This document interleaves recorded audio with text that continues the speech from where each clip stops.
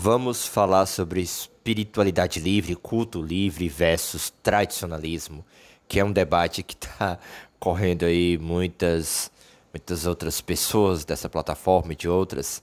Eu queria dar uma perspectiva talvez um pouco avançada, no sentido do rigor filosófico, mas eu vou tentar fazer vocês entenderem claramente qual é a minha perspectiva, qual é a minha crítica ao tradicionalismo e, ao mesmo tempo, qual é a minha crítica ao relativismo pós-moderno, vamos dizer assim, né? A famosa salada mista, a famosa jovem místico, enfim, que mistura tudo e que não tem fundamento. Então esse vídeo vai ser um pouquinho mais longo, senta aí, traz a pipoca, traz o cigarro, que você vai ter um pouco de filosofia, esoterismo, rosacrucianismo de uma maneira bem reflexiva. Eu acho que vocês vão gostar desse vídeo. Primeiramente, é sempre bom lembrar que já é bem a 10ª vez que eu falo isso aqui. Mas como tem pessoas novas chegando, e desde já sejam bem-vindos todos, então é bom a gente reprisar esses temas agora que o canal também está aprofundando no rosacrucianismo, na cabala cristã, na magia sagrada, sim, tá perdendo uma ênfase mais assim pluralista e tá mais focada no martinismo, no rosacrucianismo. Então é importante vocês entenderem o seguinte, indo direto agora ao assunto, finalmente.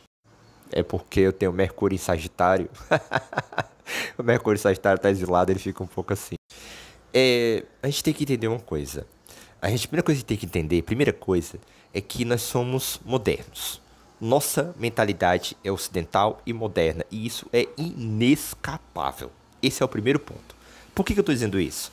Porque a forma como nós modernos conseguimos experimentar a religião não é a mesma forma como os antigos viam a religião, tá? Então, os antigos, quando eles viam a religião, quando eles tinham em conta a religião não era como para nós uma crença, era a própria ciência do mundo, era a própria ciência da natureza, né? A natureza onde está Deus, os anjos, os daimons, tudo isso dentro da natureza.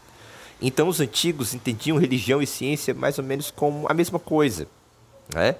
E nós modernos não. Nós modernos separamos ciência, separamos o mundo dos fenômenos e o mundo dos nômenos, que é o mundo do sagrado, do transcendental, da religião. Então, para nós modernos, a gente não consegue mais experimentar a religião como ciência. A gente consegue apenas experimentar a religião como arte. Quem diz isso é o grande filósofo Goethe, né? Então esse é o primeiro ponto.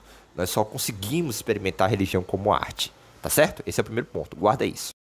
E aí o que acontece? E aí é que, por isso que na modernidade a gente é atravessado por várias tendências.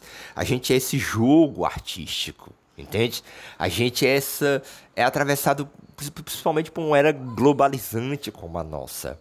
Então, a possibilidade de experimentar a religião como um processo da arte é dizer, não existe mais um dogma, né? Mas também não é que tudo seja permitido. Porque a arte, principalmente a arte bela, o conceito do belo que está ligado à arte, nos mostra que não é todo conjunto de notas que forma uma música, assim como não é qualquer conjunto de palavras que forma um poema. Então a arte, ela é esse jogo entre necessidade, ou seja, tradicionalismo, tronco, fonte tem que ser assim, desse jeito, e liberdade, ou seja, o elemento criativo, né?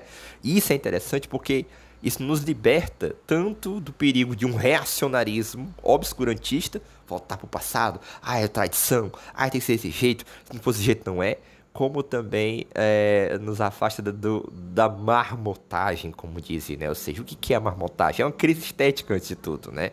Por quê? Porque é como se aquilo não conseguisse produzir o efeito do belo, né? Ou seja, tem alguma coisa feia, tem alguma coisa que está desarmonizada. Ou seja, a pessoa não usou o seu potencial criativo, né? Porque a religiosidade é uma dinâmica, é algo vivo, dinâmico e que passa por várias gerações. A pessoa não conseguiu usar aquilo ali de uma maneira que respeitasse a tradição, mas ao mesmo tempo a partir dela criar o novo, né? Então essa dialética, esse jogo é o jogo do gênio, é o jogo daquele que tem acessibilidade artística, estético, poético, né? Então a religião hoje em dia ela é poesia. Não existe poesia mais verdadeira que a outra. O que existe é que a poesia ela quer traduzir um sentimento, traduzir uma revelação do mundo, traduzir uma experiência de mundo, né? Ela tenta nos fazer olhar para a realidade com o olhar do gênio, né? Como se o gênio ele emprestasse o seu olhar para nós, né? Para nós enxergarmos como ele enxerga o mundo. Então, o que que acontece? Então, a minha perspectiva em relação à religiosidade, a essa coisa de culto livre ou tradicionalismo exacerbado, eu fico nessa posição intermediária, dialética, que articula tradição, ou seja, passado, e porvir, futuro, né? Porque aí que está a chave, né? Então, saber articular isso tem a ver com a arte, porque a arte ela é assim, ela nem tem padrões fixos, inalteráveis, mas o potencial criativo dela não é assim, vamos dizer assim, solto, completamente solto, porque aí você pode produzir uma arte que não é bela, né? Assim como não é qualquer conjunto de notas que forma uma música, né? Uma melodia, vamos dizer assim. Então, essa é a perspectiva. Então, eu acredito que é possível reinventar novas formas, né? Mas dentro de um diálogo profundo com a tradição, né? A partir dele, num dinamismo que se desdobra a partir dele, né?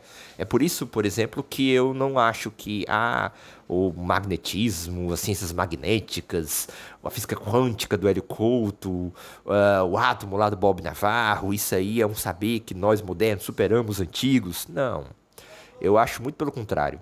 Eu acho que nós precisamos encontrar palavras que os antigos usavam, elas deram mais prende sentido e de possibilidades ontológicas, né, de aberturas de compreensão e percepção do mundo, né, existencial, né? Então, por exemplo, ao invés de falar de choque de átomos, por que não fala mais em alma do mundo, né, em anima mundi, a grande mãe coroada de estrelas? Então, olha, me arrepio todinho quando eu falo isso. Então, esse reencantamento do mundo, né, que ao mesmo tempo é o resgate de uma relação originária com esse mundo. E daí tem a dialética entre tradição, ou seja, essa experiência originária com o mundo, e potencial criativo verdadeiro, né, de construção, enfim, de desdobramento, né, de tudo aquilo que é o processo da arte. Então a arte ela é soberana. A arte é o órgão do pensamento humano, como dizia Schelling no sistema do idealismo transcendental em 1800. Então é isso, eu não vou me estender mais para que o vídeo não fique desnecessariamente longo, mas essa é a minha posição entre culto livre e tradicionalismo. Então por isso que eu não sou, por exemplo, um perennialista no sentido do René Guénon, né? Eu estou mais ali pro Schelling, pro Novalis, para essa galera que quer olhar pro passado, mas não para voltar para ele, mas para construir um novo futuro, entende? Então o passado é matéria de trabalho, é material de obra, tá bom? É isso.